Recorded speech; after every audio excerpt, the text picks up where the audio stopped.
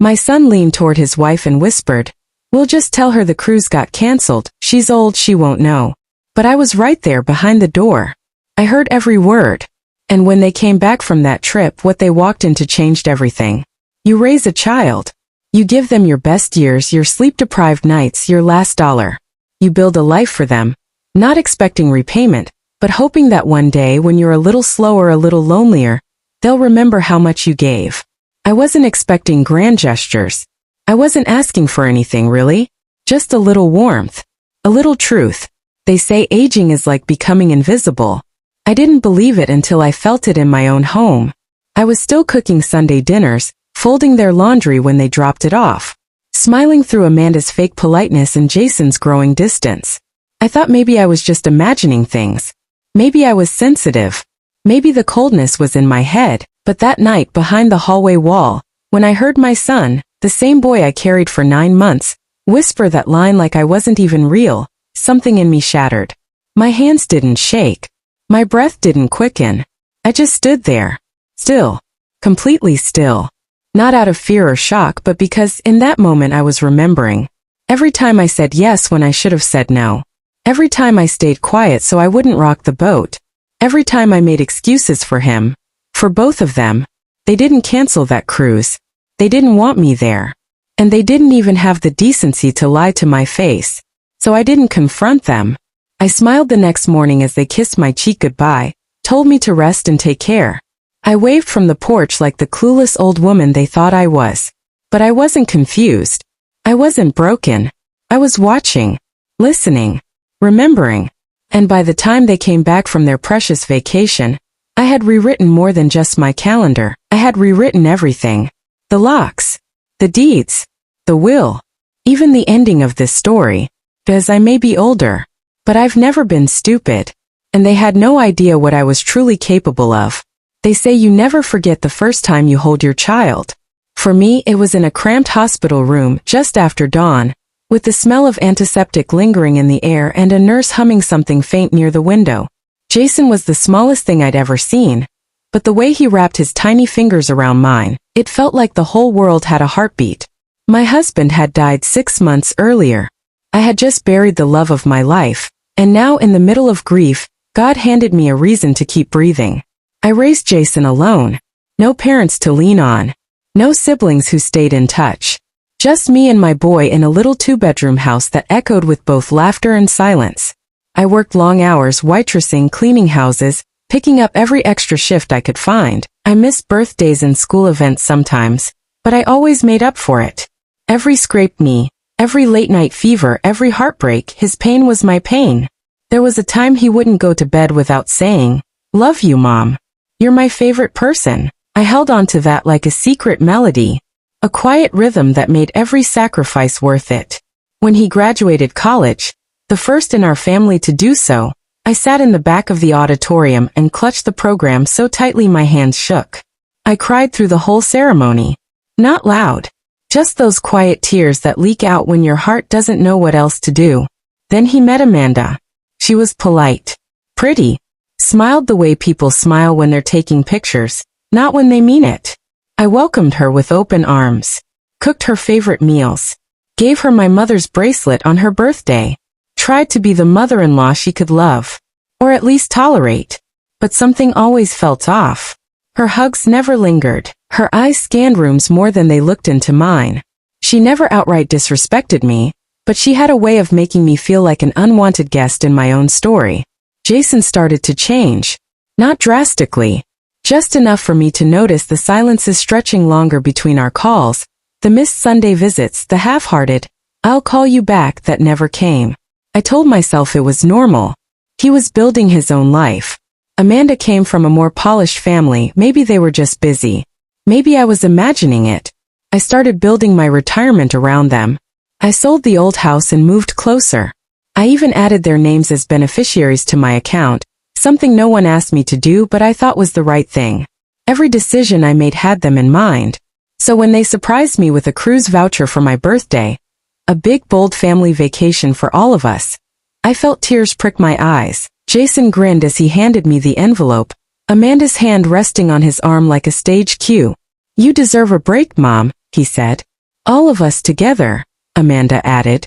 You'll love it. I remember sitting on my bed that night, staring at the brochure. White sands, blue water, a smiling couple clinking glasses on a deck.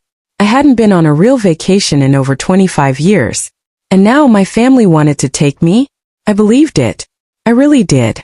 I started making a packing list that very night, writing it on the back of an old grocery receipt. Sunscreen, walking shoes, the floppy hat Jason got me for Mother's Day. I folded the voucher gently and placed it in my nightstand drawer like it was sacred. And as I drifted to sleep that night, I remember thinking, maybe I hadn't been forgotten after all. But the truth?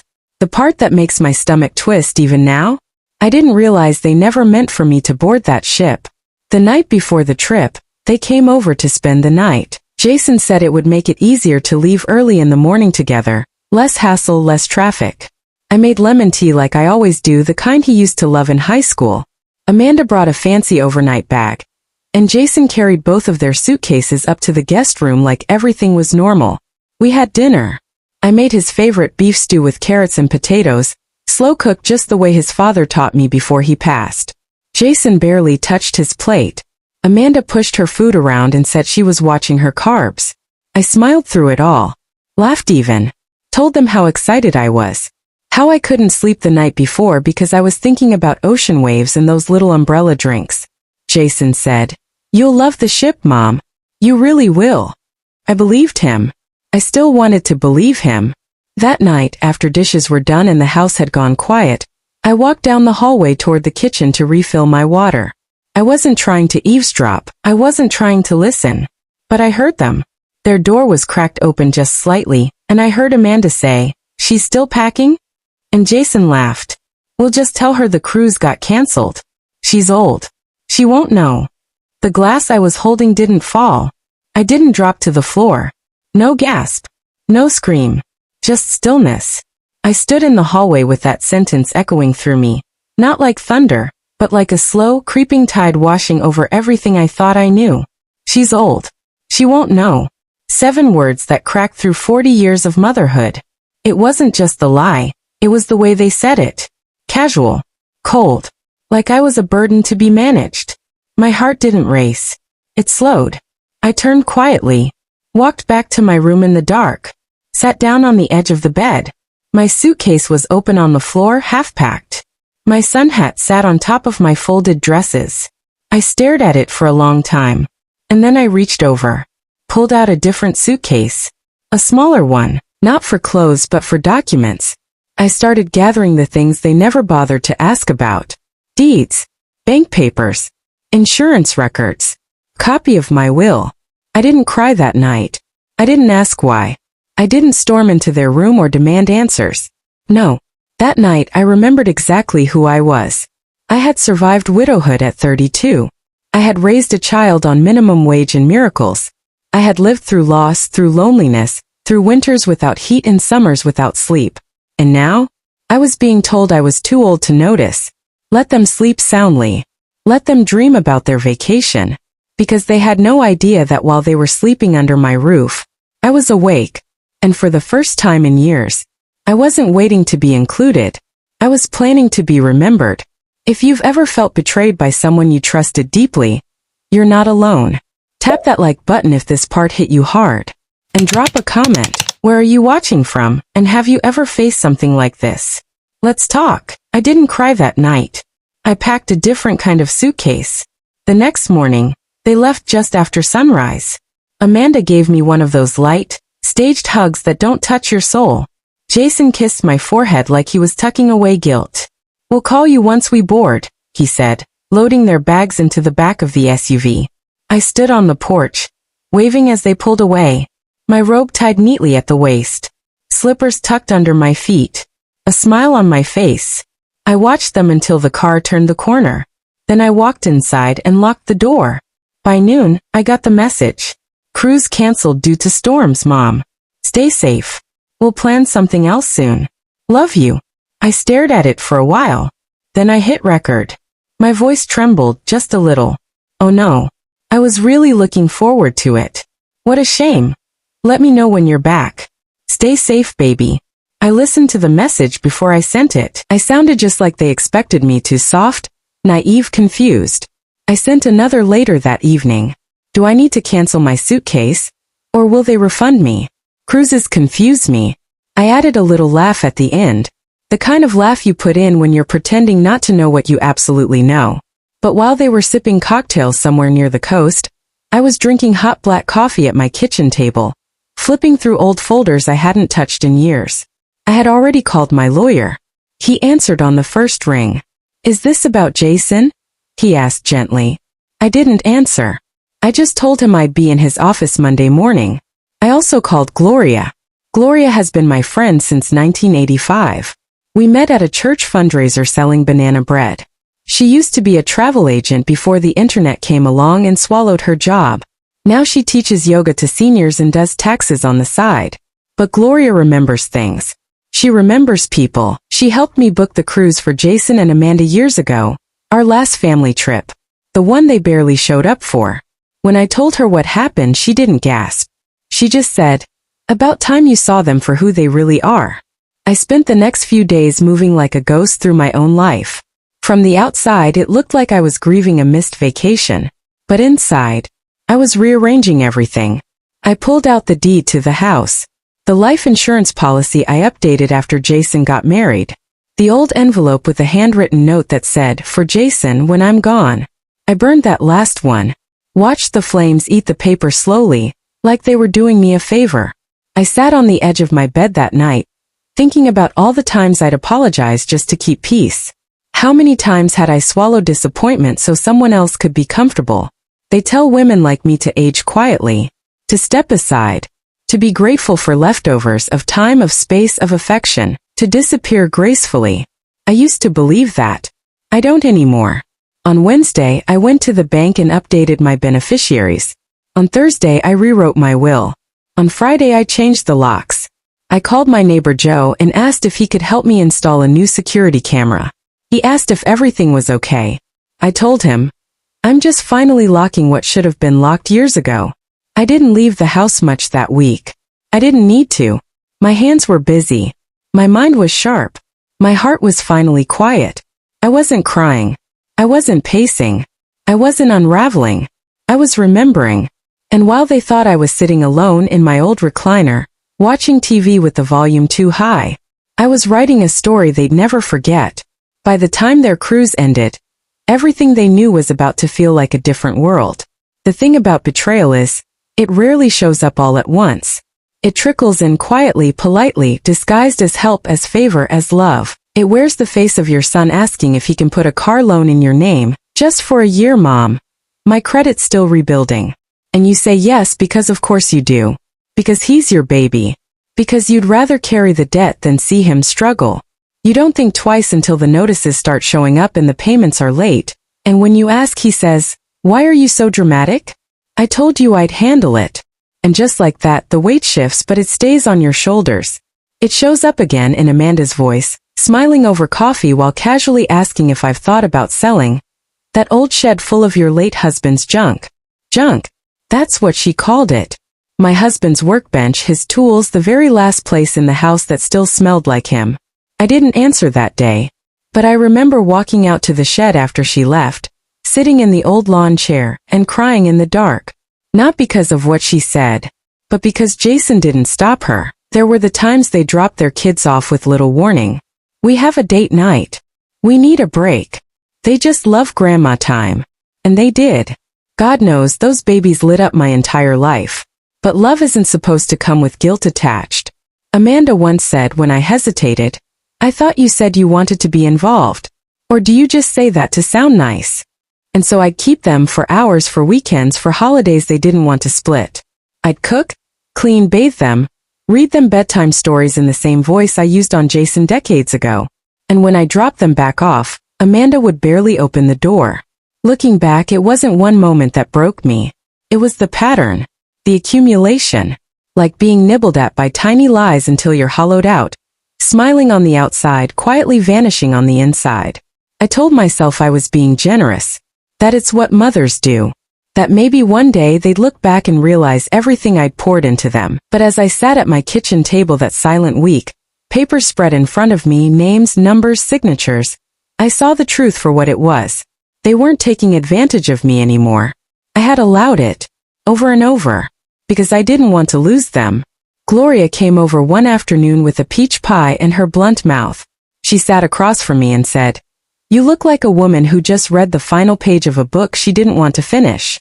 I told her everything. From the whisper behind the door to the lies dressed up as love. And when I finally exhaled, she looked at me and said, "I think they only love what you give them." Stung. Because it felt true. Because somewhere deep inside I'd known it for years. That night, I took out the envelope labeled Final Wishes. I pulled everything out. The old will. The trust papers. The property deed. And I began again. I wrote names that had never been there before. I removed names that had only taken up space. I asked myself, if I were gone tomorrow, who would deserve to benefit from the life I built? And for the first time, my answer didn't include Jason. I made a call to a local women's shelter, the one my church used to volunteer with. I asked about their funding, their needs, their capacity. When I told the director what I wanted to do, she cried. I didn't. I felt steady, grounded, unshaken. My husband once told me, "You don't need to raise your voice to make a point. Just make sure they feel the silence." I never understood what he meant. Until now. I'd spent my whole life giving. Now I was about to give them something unforgettable. Monday morning, 9 a.m. sharp. I was in my lawyer's office. Mr. Hartman, bless his heart, has handled my affairs for years. He knew my husband, knew Jason as a boy. I'd signed documents in his office with a toddler on my lap, wiping crayon marks off my checkbook. This time, though, I walked in alone. "Are you sure?" he asked after I laid it all out. I nodded once. "Make it clean," I told him. "Make it legal. And make it irreversible." The new will was simple. I left the house to a scholarship foundation, one I named after my late husband, Henry. It would help young men from single-parent homes go to trade school. Jason had once wanted to be a mechanic, before Amanda decided it wasn't polished enough. I thought that irony was almost poetic. I removed Jason and Amanda from everything else, bank accounts, insurance policies, even the little antiques Amanda always complimented too enthusiastically, like she was mentally cataloging her inheritance. Gone. All of it. I kept the guest bedroom exactly how they left it. Her perfume bottle still on the dresser, his slippers still tucked near the bed. I wasn't preserving memories. I was preserving evidence. For effect. Then I called the locksmith. Changed every lock in the house, including the garage and the back gate. Had a new alarm system installed. Security cameras too. Not because I was scared, because I wanted control. For once, I wanted to be the one holding the keys. Literally and figuratively. Then I planned the dinner. I sent out invitations, not to them of course. To family they rarely made time for. Cousins they'd ignored at weddings. Aunt Miriam, who they said smelled like cough drops and told stories too slowly. And Amanda's father. The one they never introduced to friends because he drove a delivery truck and wore denim shirts to formal events. I invited him first. Told him I'd been meaning to reconnect. He accepted within 10 minutes. Then I called Janet. She's a local reporter who used to cover human interest stories for the town paper. She now runs a growing podcast on elder abuse, power shifts in family dynamics, and stories that get buried beneath polite smiles. I didn't give her details. Just told her, "There's a story here. You'll want your camera." She said she'd be there with her mic and 2 interns. I rented a few white folding chairs. Brought out the old silverware set from my wedding. Dusted off Henry's record player and queued up his favorite jazz album. Cooked the dishes Amanda always said were a little too salty. I made them exactly the same. Just for her. The table was set. The guest list confirmed. The lights dimmed to just the right level. The hallway camera was rolling. The front porch camera, too. I wasn't nervous. I wasn't bitter. I felt awake. And more alive than I'd felt in years. You see, people like Jason and Amanda count on 2 things. That you'll keep giving. And that you'll never say a word when they take too much. They didn't realize I'd reached the end of my silence. And I wasn't going to scream. I was going to show them. I timed it perfectly. Their Uber pulled up right as the camera lights turned on. The sun was just starting to dip behind the trees when the Uber turned onto my street. I saw them before they saw us. Jason was in sunglasses, laughing at something on Amanda's phone. She looked flawless, like she always did after a vacation. Tan lines where pearls would go, suitcase wheels clattering behind her. They were glowing. Glowing from a trip they told me never happened. But their smiles froze the moment they reached the gate. Because it didn't open. Jason tapped the code in twice. Nothing.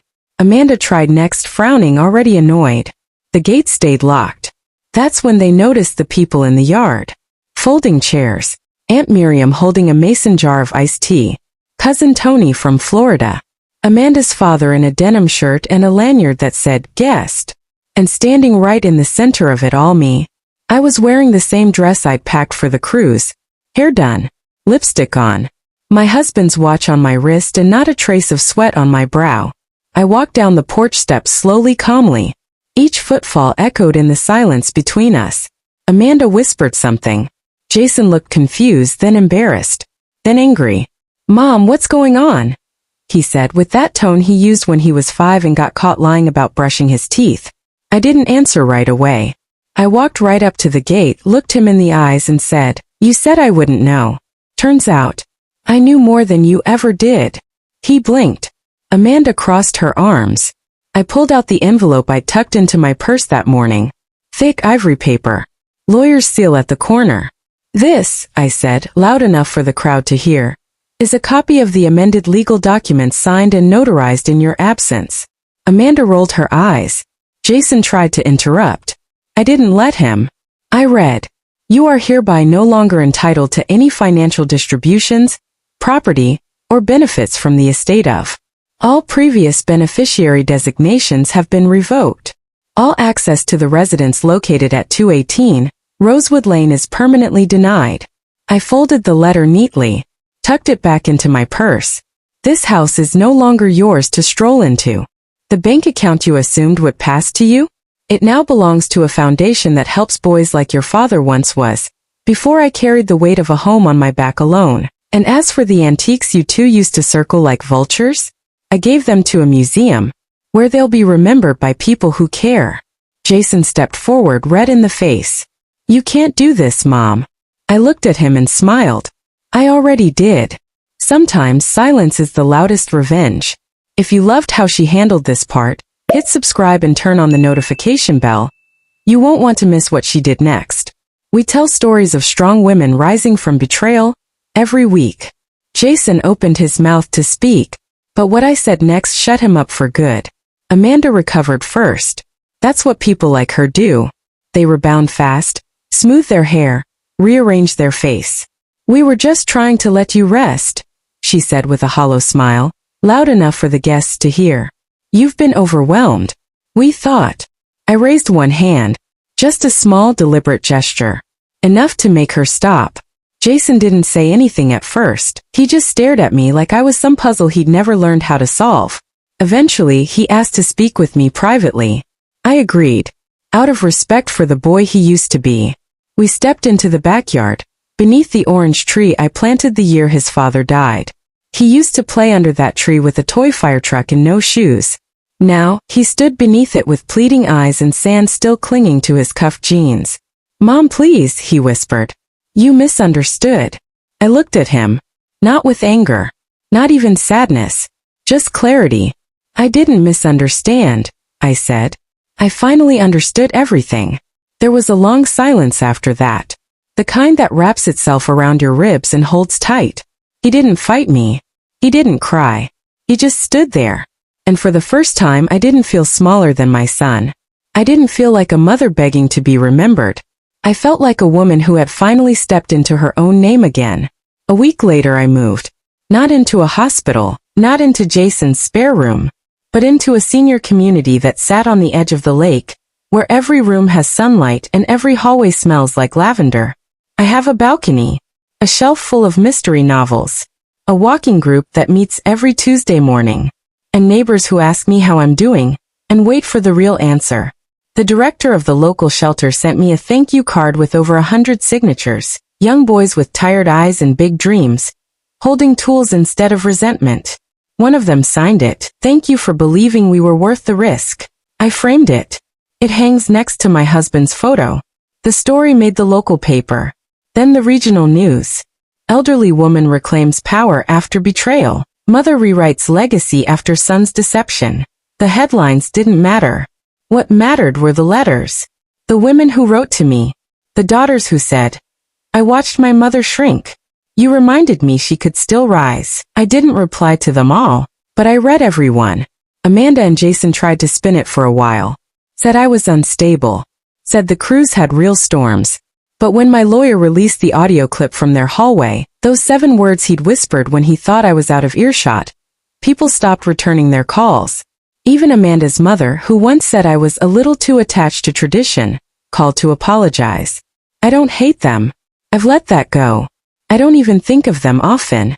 But sometimes when the wind moves just right and the jazz station plays Henry's favorite song, I remember something he once told me on a rainy Tuesday, years before he got sick. We were folding laundry.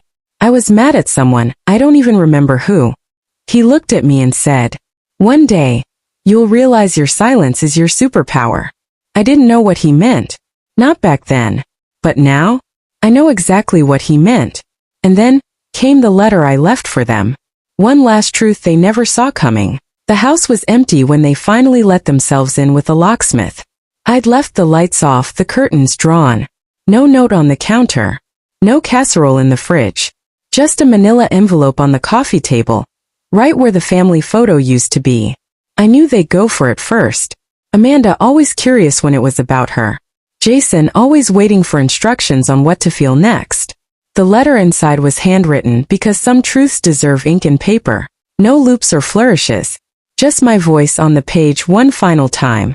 It said, if you're reading this, you finally returned to the home you thought would always be yours. I used to think love meant sacrifice. That if I gave enough time, money, patience, parts of myself, you would notice. But you didn't. You only noticed what you could take next. I saw the way Amanda looked at my husband's tools like junk. I felt the way Jason rolled his eyes when I asked if I was still coming on the trip. I heard the whisper through the door. You took my kindness as weakness. But it was never weakness. It was faith. And now, I've chosen to have that faith in someone else. The house no longer belongs to you. The money you counted on, it's been rerouted to people who need it, who won't waste it trying to forget where they came from. I loved you both. Truly. But I've finally learned that love without respect is just quiet self-destruction. And I'm done destroying myself. You'll have to live with your version of the truth, without me in it. I signed it with one simple line. This is not revenge. This is release. I'm told Amanda cried. Not because of the words but because the press found out. Janet, the reporter, followed up with the story. It aired on a Thursday evening and went viral by Friday morning. Daughter-in-law tried to erase mother from cruise. Mother erased them from the will instead. The comments were brutal. Amanda shut down all her social media. Jason, he took a leave of absence from work, told his uncle he was reevaluating his choices. He hasn't shown up at a family gathering since. But me? On Sunday mornings I sip tea by the lake. On Wednesdays I volunteer at the home for single mothers, yes, the one I donated the house to. They've turned my kitchen into a shared meal center. My garden now grows tomatoes for women who never had one of their own.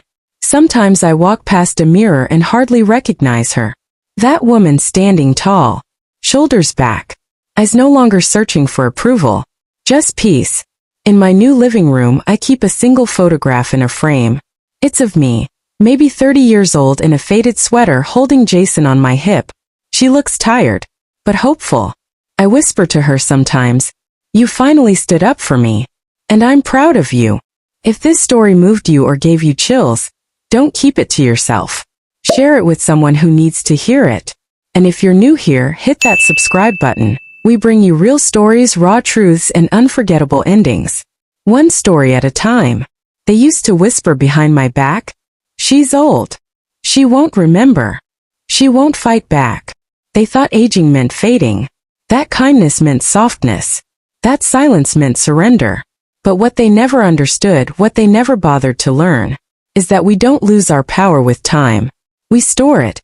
We collect the glances they think we missed. The half-smiles, the rolled eyes, the backhanded compliments. We store every word, every favor they never returned, every moment they made us feel small. And then, when the day comes that we finally stop pretending, we don't shout. We don't beg. We simply remove ourselves from the script they assumed we'd always be part of. And we write our own ending. They thought I was too old to notice. But they forgot. Old women carry the sharpest memories. And the longest knives.